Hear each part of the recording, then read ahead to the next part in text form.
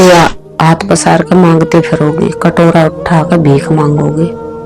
चलो भाई, हरिश्चंद्र में एक किसी भी तरह वो करे, मैंने 10-10, 20-20 रुपए में सूट बेच ली रात में दीवी के चैनल।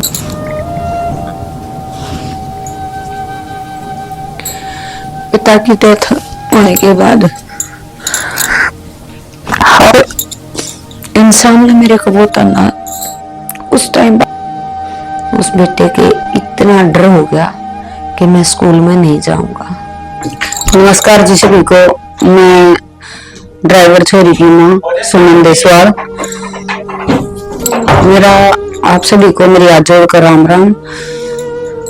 मैं ड्राइवर छोरी, मेरी लड़की कैसे बनी और मैं उस चीज के आज तक के स्ट्रगल के बारे में, अपने जीवन की कथा आपको बताना, कहानी आपको बताऊंगी, जिससे और जो बहनें हैं उनको भी कुछ मोटिवेशन मिल सके।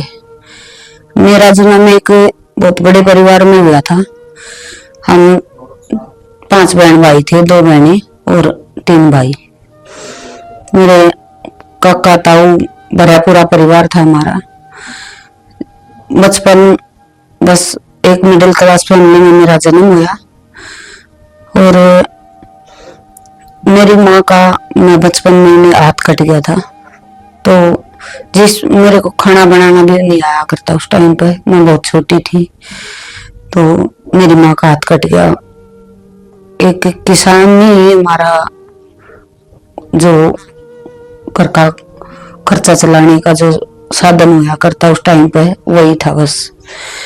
तो माँ का हाथ कटने के बाद कुछ टाइम बाद पापा चाचा ताऊ के लड़के की बहू या बहनें हमारा खाना बना कर जाया करती, मेरे को खाना बनाना भी नहीं आया करे था, तो मेरी माँ भी संभालनी। उसके साथ साथ बड़ी माँ ने बोला कि भाई इसको पढ़ाई से उठा दो, लेकिन मेरे में पढ़ाई करने का एक जुनून था, तो मैंने पापा को बोला, पापा मेरा स्कूल मत छुड़वाइयो, मैं काम भी कर लूंगी और पढ़ाई भी साथ साथ कर लूंगी।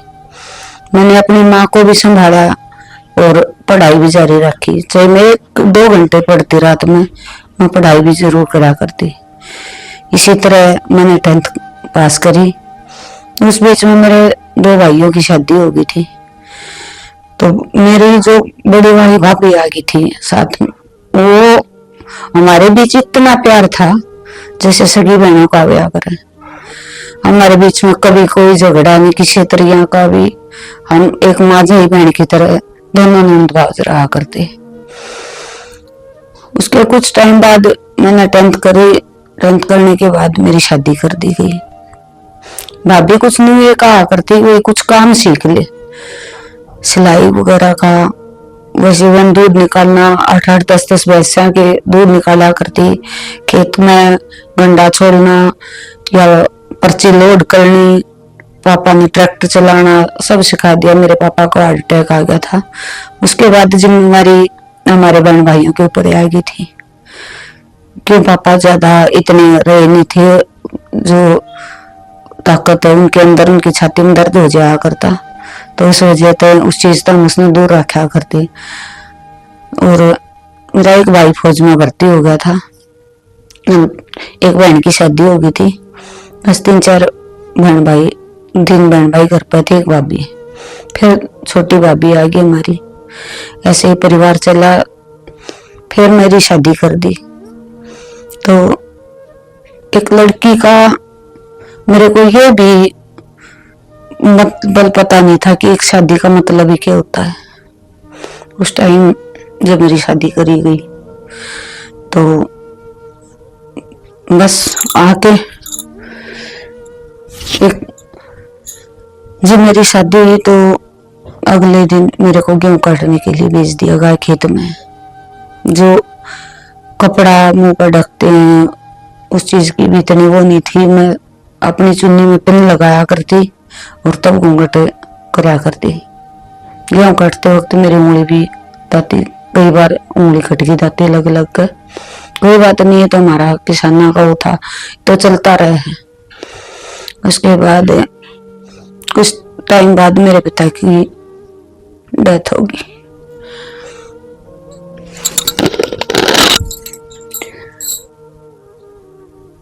मैं अपने पिता की सबसे ज्यादा लाडली बेटी थी।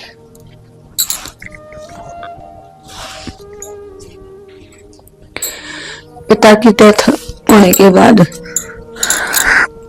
हर इंसान ने मेरे को वो ताना। उस टाइम बाद मेरे भाई की डेथ होगी तो लगातार मौत होने पर हम करते हैं जैसे एक शीशा टूट कर चूर चूर हो जाए, वो हालात हमारे दिल की हुई कि भाई जिसने कभी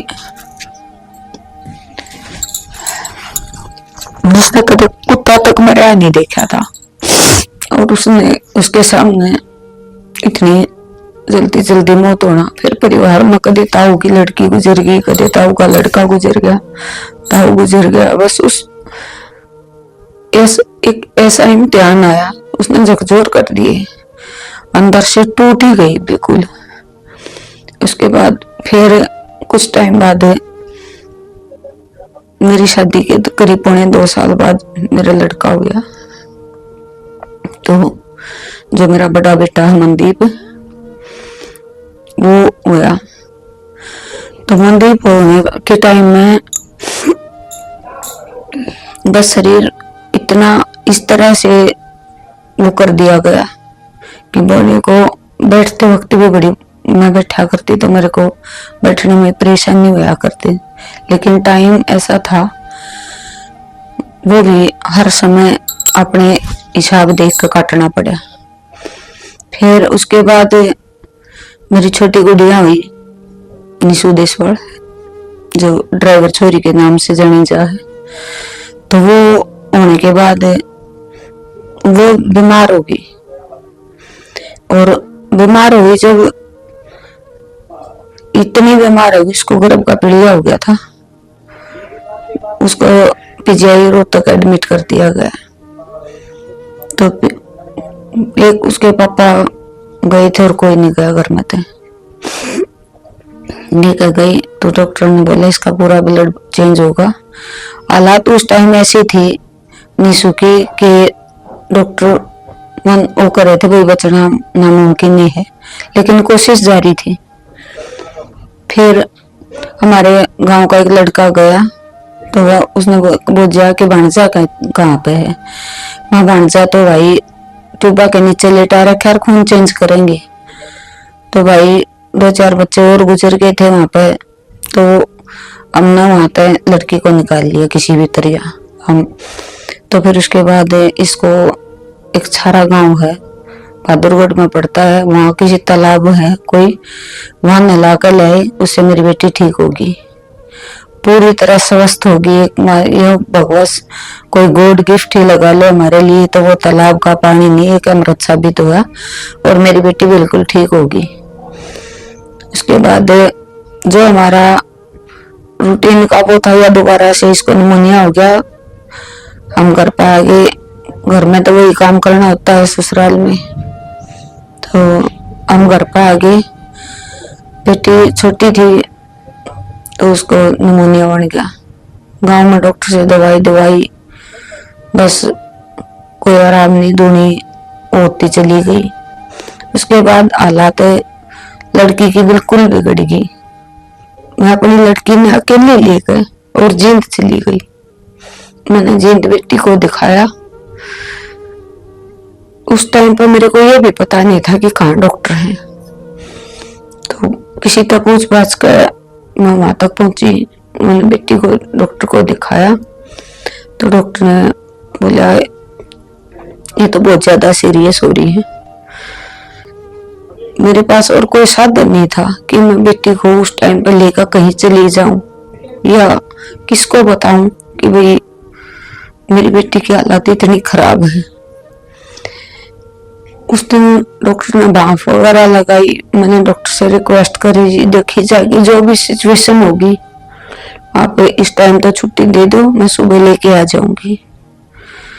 तो अगले दिन सुबह मैंने सोचा कुछ वो लेके जाऊंगी घर से, कोई साथ भी जाने वाला होगा, लेकिन नहीं, कोई नहीं गया मेरे साथ। मैंने फिर भी अपनी बेटी को एडमिट कर दिया डॉक्टर के। तो डॉक्टर के एडमिट तो कर दिया, लेकिन मेरे को एक एक पैसे की इतनी तंगी थी कि डॉक्टर के पैसे दूंगी कहाँ था। चलो, जब एक माँ अपने बच्चे के लिए कुछ भी कर सके, चलो कोई तो समाधान भगवान देगा। फिर मेरे भाई ने मेरा सहयोग करा, मेरी माँ को भेजा और पैसे भी दिए। मेरे से बड़ा भाई है, उसने मेरी वहां तक डॉक्टर का हिसाब कर दिया। 15-20 दिन तक खिलरी लेके आ गए हम गाँव में, ठीक होगी। तो गाँव में आते ही परिवार ने ये करना स्टार्ट कर दिया, काम का हाथ तो लगाते नहीं, और इसकी लड़की की उसमें फरेजा है, इन्हें गुजारा क्यों करोगा, इनको न्यारे कर दो। हमारे को अलग कर दिया गया। और जिस हालात में लड़की को उसके पापा ने देखा था कि नीचे खट तो नीचे गिरे, किसी ने उठाया तक नहीं, तो उस वक्त और फिर ऊपर तो अलग होने की बात कह दी। तो उसने कहा भाई इससे अच्छा तो अलग होना ही ठीक है, कम से कम ये बच्चे तड़प कर तो ना मरेंगे, देखा जाएगा जो भी होगा। तो अलग कर दिया गया। मेरी सास थी, वो बहुत बीमार रहा करती, उसके 1-2 बेटा गुजर गया था। उसके बाद एक माँ की जो सिचुएशन हो है वो एक माँ ही जान सके है उस चीज ने। तो साथ में गुड़िया बीमार, साथ में वो बीमार जो हमारी माँ थी, सासू माँ। बस उस टाइम पे कुछ ऐसा वो कराया गया, एक हालात ऐसे आ गए, किसको कहें किसको ना कहें, कहाँ तक किस चीज की हमें मदद मिलेगी और किस चीज की नहीं मिलेगी। उस टाइम पर हम ऐसी जगह खड़े थे, एक तरफ न कुआं था, एक तरफ न खाई थी, तो उसके दोनों के बीच से निकलने का कोई भी रास्ता हमने ढूंढना था। जो भगवान की दया था हमने मिल गया। हमने भैंस खरीदी, किसी से कर्ज ले गए, कर्ज ले लिया। उस टाइम पर कर्ज देने वाला भी हिचकिचाया करता, लेकिन मेरी एक पड़ोसन थी बहुत बढ़िया, वो आज भी है, और मेरे लिए तो वो एक माँ है मेरी, जिसने मेरा मुसीबत में साथ दिया। और जब भी वो कर्ज लेकर मैंने भैंस खरीद ली, कुछ पैसे मेरे पापा ने मेरे नाम कर रखे थे जमा, 2-4 हजार रुपये वो निकलवा लिए, मेरा काम चल गया। फिर साथ में बेटी बीमार, साथ में दादी बीमार, तो इतना कर्ज रोज रोज कौन देगा। और उस टाइम पे तो एक पैसे की बहुत तंगी थी, तो मैंने किसी तरह पैसे ले लिए, तो वो वापस भी देने थे ब्याज समेत। तो बेटी भी बीमार, बेटा भी बीमार, सासू भी बीमार, तो मैंने अपने जो घर पर सूट मिलते उनको भी बेचना पड़ा ताकि इनका इलाज करवा सकूं। अगर उसको ना दिखाऊंगी तो दुनिया ये कहेगी कि आप तो स्त्रियां फिर है और इसका इलाज नहीं करा सकते। मैंने हर वो सिचुएशन तक गुजरी हूं मैं, जिसके लिए आज एक औरत घर में झगड़ा कर रूस के चली जा है, लेकिन मैंने रूस के कदे नहीं गई। मैंने एक वक्त परिवार के उसका ऐसा गुजार लिया, लेकिन किसी दूसरे को ये नहीं कहा कि भाई मैंने यह दिक्कत है। किसी बंदे ने मेरे को इतना गलत वर्ड बोला था जब हमारे को अलग कराया गया, वो वर्ड जीवन भर एक कहते लटका घाबर जा, लेकिन बोल का नहीं भरता। और वो आज भी इतना ही दर्द करता है जितना उस टाइम था, लेकिन उस बंदे के उस वर्ड से मैंने बहुत दुख होया, लेकिन मैं टूटी नहीं। मैंने एक चीज जो पुरानी कहानी कहावत पढ़ा करते महाभारत में भी सुनी थी, अभी हरिश्चंद्र में ऐसी बड़े बुजुर्गों से विपता पड़ी थी, तो तुम तो चीज ही क्या हो। बस उस टाइम पे अपने आप को इतना स्ट्रोंग बना दिया। एक भागवत की कथा करा करती मैं, जब मेरी गुड़िया या मेरा बेटा पेट में थे, तो बस कर्म करो, फल की इच्छा मत रखो। बस उस दिन के बाद मैंने अपने आप को इतना मजबूत बना दिया कि मैं किसी के सामने टूटी नहीं, और ना किसी को अपने उसकी दिल की बात किसी को कही। मेरे को ये भी नसीब नहीं हुआ अपने उस टाइम कि एक कंधा भी मेरे को ऐसा नसीब नहीं है जिसके ऊपर मैं सर धरकर अपना दुख शेयर कर सकूं, किसी के कंधे पर सर रखकर मैं रो सकूं। नहीं, बस उस चीज ने मेरे को इतनी ताकत दी, बस जो कुछ भी है तेरे अंदर ही है। अगर बंदे के सामने क्यों रोना, रो तो उस भगवान के सामने जिसने हम उतारे हैं। दुख भी वही देगा और सुख भी वही देगा। और इनके पापा थे वे कुछ यूं मान लो परिवार में छोटे थे, नादान बुद्धि थी। जब नए पैसे लगाने होते वो लगा दिया करते, ये लेना है मेरे को, ये लेना है। लेना तो है लेकिन उसके लिए पैसे भी चाहिए। दूसरे के कहीं पर ना कुछ कर तो दिया, लेकिन हालात बद से बदतर। मैंने कुछ जो देना का टाइम आएगा उस टाइम तो बहुत बड़ी बात हो जाती है कि भाई अगले का टाइम आगे देने का पैसे और देने पड़ेंगे। तो मैंने अपनी स्थिति को हैंडल करके एक स्ट्रोंग, जो कहते हैं ना, एक झांसी की रानी थी। हम कदे ये नहीं भाई जो टूटे उनकी वो करी, एक मोटिवेशन जो चीज थी, हमने एक जो महान औरतों की कथा सुनी हुई थी या पढ़ी थी, हमने अपने भीतर उसको धारण कराया और उस चीज से अपने परिवार को उबारा। लेकिन दूसरे के सामने हमने ये नहीं ओढ़ दिया कि भाई हमने किसी चीज की कमी है। वो जो कमी थी उस चीज का तो हमें पता था, तो उस कमी को अपनी कमी ने एक ताकत बनाया मैंने। और मैंने अपने जैसे घर जाती, मेरी भाभी है मेरी माँ के बराबर है, मेरी भाभी बहुत अच्छी है, मेरे भाई भी बहुत अच्छे हैं, उन्होंने मेरा बहुत सपोर्ट करा। मेरा छोटा भाई मेरी हर बात में समझा करता, वो मेरा सहयोग करा करता, लेकिन मैंने कभी खुल के ये नहीं कही कि भाई मैंने इस चीज की जरूरत है, तो वो मेरा सहयोग करता। मैंने अपनी कमजोरी को कमजोरी नहीं, समाज के सामने एक ताकत बनकर उभारा। मैंने अपने बच्चों का इलाज भी प्रॉपर कराया, अपनी सास भी संभाली, अपनी छोटी सी गुड़िया ने लेकर मैं साथ में डॉक्टर के अपनी सास ने दिखा कर ले आ करती, अपने छोटे छोटे बच्चे ने छोड़ कर अपनी सास को मैं डॉक्टर के यहाँ लेकर जा करती। आंखें भी बनवाई, ऑपरेशन हुए आंखों के दो वो भी करवाए मैंने उसके, लेकिन मैंने हार नहीं मानी। तो उसके बाद मैंने अपनी गुड़िया और बेटे को इतना उससे, जैसी भी मेरी स्थिति थी, मैंने मेरे बच्चे जो चीज मांगते मैं उनको वो चीज मुहैया करवाया करती, चाहे मैंने जैसे तैसे किसी भी तरह वो करा। मैंने 10-10, 20-20 रुपए मैंने सूट भी सिले रात में दीवे के चानने में। तो मेरे बच्चे थोड़े से 5-5, 4-4 साल के हुए तो मेरा ऑपरेशन हो गया।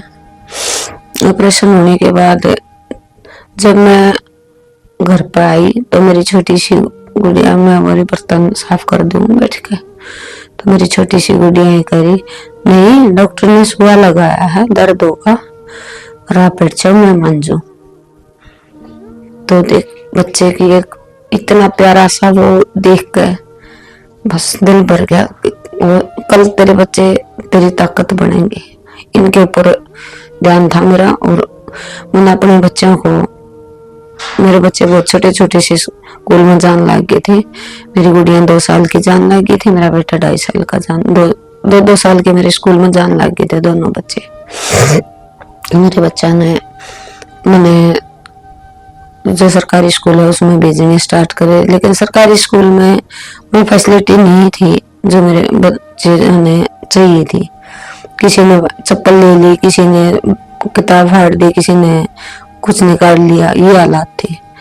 मैंने अपने बच्चों को एक प्राइवेट स्कूल में यहाँ टीचर पढ़ाया करते, उनके पास भेजना स्टार्ट कर दिया। तो एक टीचर इतने नालायक थे, उसने एक छोटे से बच्चे की इतनी पिटाई कर दी, उस बच्चे को पीट पीट कर नीला बना दिया।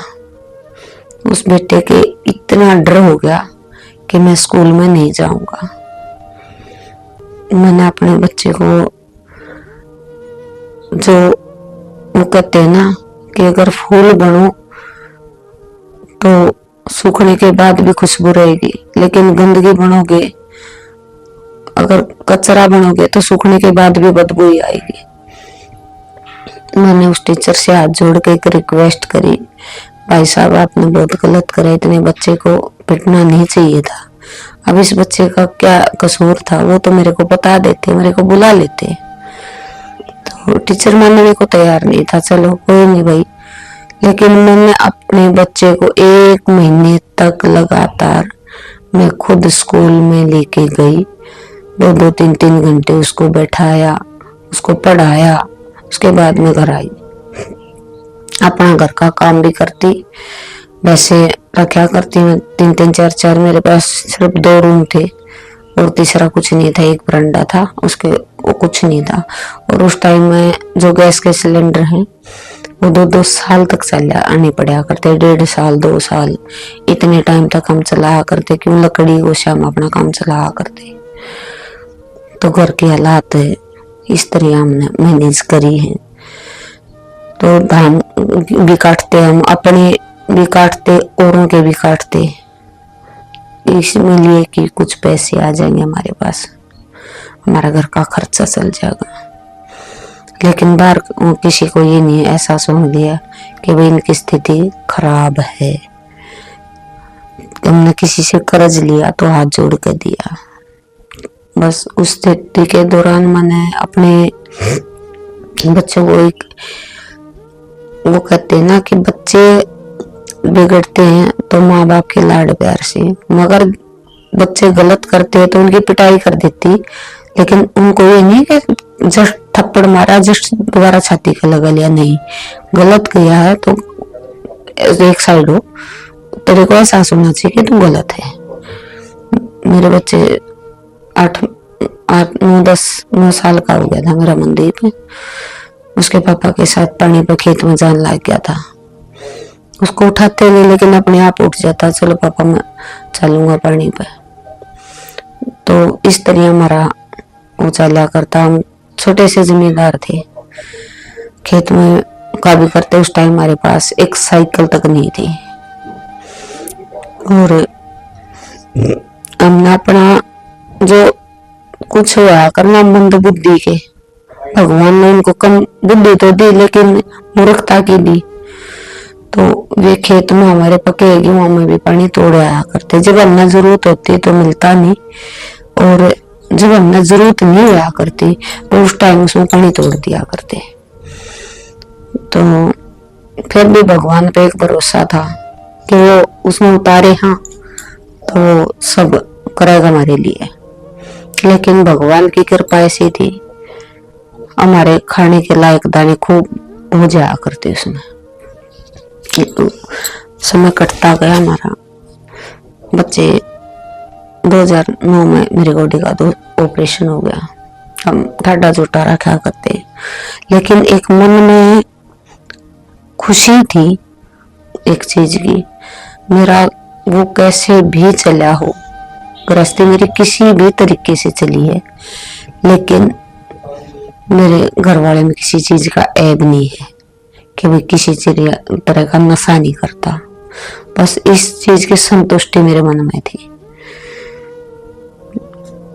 वो हो जाया कर, किसी में नादानी ज्यादा हो जाए, किसी में कम हो जाए, लेकिन समझदारी हर एक में बहुत एक समान नहीं होती, तो वो समझदारी भी रखनी जरूरी थी। जो लोग यूं कहा करते कि हाथ पसार के मांगते फिरोगे, कटोरा उठा कर भीख मांगोगे, चलो भाई हरिश्चंद्र में एक विपदा आई थी, उसने कटोरा नहीं उठाया, उसने पानी के घड़े भरने के लिए अपना वो कर लिया था, भंगी के घर उसने पानी ढोया, लेकिन हार नहीं मानी। तो उस चीज से एक मोटिवेशन हमारी उन कहानी कथाओं के माध्यम से था कि भाई हमने किसी के आगे हाथ इस तरह नहीं फैलाना है कि कोई हमारे ऊपर ये कह दे कि तुमने इस चीज की जरूरत है हम दे देंगे वो करो। नहीं, सिर्फ एक लेडीज मेरे पड़ोस में ऐसी थी जिससे हमारी एक चीज शेयर कर लिया करती और वो मेरी हालात ना समझा भी करती और मेरे को एक माँ की तरह एक मेरे लिए वो बोलते हैं ना कि सहयोग वो करया करती कि तने लड़खड़ाना नहीं, तने किसी चीज की जरूरत हो तो मैंने बता दे। लेकिन एक वो कारण जित लग सब है ना इंसान ना अपनी उसका साधन ही चाहिए, मजबूरी आया करे जब हमने किसी से कुछ मांगना पड़े। लेकिन मेरा उसके साथ एक माँ जाए जैसे एक माँ के ऊपर भरोसा आया करे, मैंने उस आज भी एक माँ की तरह भरोसा है। उसके बच्चे भी मेरे उसमें बहुत बढ़िया है, उसके 2 बेटे 2 बेटियां हैं, बहुत बढ़िया संस्कार हम बच्चों के बहुत बढ़िया वो भी। तो हरियाणा में एक कहावत है सतना जीव सारा जीज है, मैंने उस चीज का एक बहुत बड़ा सारा माना। मेरे बच्चे बड़े हुए, मेरा बेटा पानी बजाता खेत में वो करके, फिर स्कूल में जाता, स्कूल की आनाकानी करता, मैंने बेटे स्कूल में तो जाना पड़ेगा, खेती में कोई सी बड़ी बचत नहीं है कि यूं सोचा पापा या कस्सी पापा के हाथ में हड़वी दिखा, लेकिन अपने हाथ में होगी ना जब इसका वजन बहुत भारी हो जाएगा। तो इस चीज पर तने ध्यान देना है और पढ़ाई करनी है।